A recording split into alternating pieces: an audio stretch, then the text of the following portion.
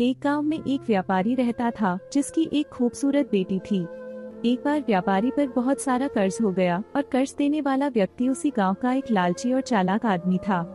जब व्यापारी कर्ज चुकाने में असमर्थ हो गया तो वह व्यक्ति गांव के सभी लोगों को इकट्ठा करके व्यापारी के घर गया और कहा, अगर तुम मेरा कर्ज नहीं चुका सकते तो अपनी बेटी की शादी मुझसे कर दो। यह सुनकर व्यापारी चुप रहा क्योंकि वह मजबूर था। ये सारी बातें व्यापारी की बेटी भी सुन रही थी।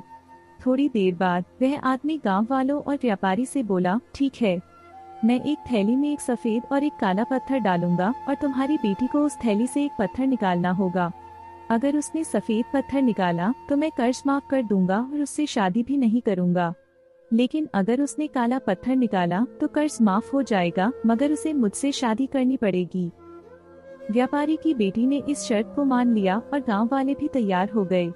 लेकिन उस आदमी ने चालाकी से थैली में दोनों काले पत्थर डाल दिए, जो व्यापारी की बेटी ने देख लिया।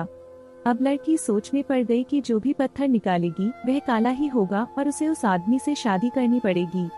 और अगर उसने गांव वालों को सच बता दिया तो कर्ज माफ नहीं होगा और वह आदमी उसके पिता से बदला जरूर लेगा। लड़की ने सोचा और थैली से पत्थर निकालते ही उसे जमीन पर गिरा दिया, जिससे वह दूसरे पत्थरों में मिल गया। फिर उसने सभी से कहा, अब कैसे पता चलेगा कि मैंने सफेद पत्थर निकाला था या काला? उसने सुझाव दिया कि थैली में बचे हुए पत्थर को देखा जाए।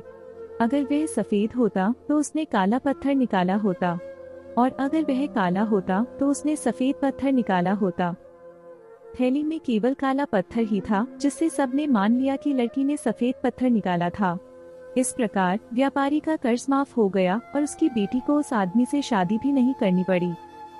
इस कहानी से हमें यह सीखने को मिलता है कि जब आप मजबूर हो और कोई आपका फायदा उठाना चाहे तो मासूम न बने, बल्कि अपने दिमाग का इस्तेमाल करें।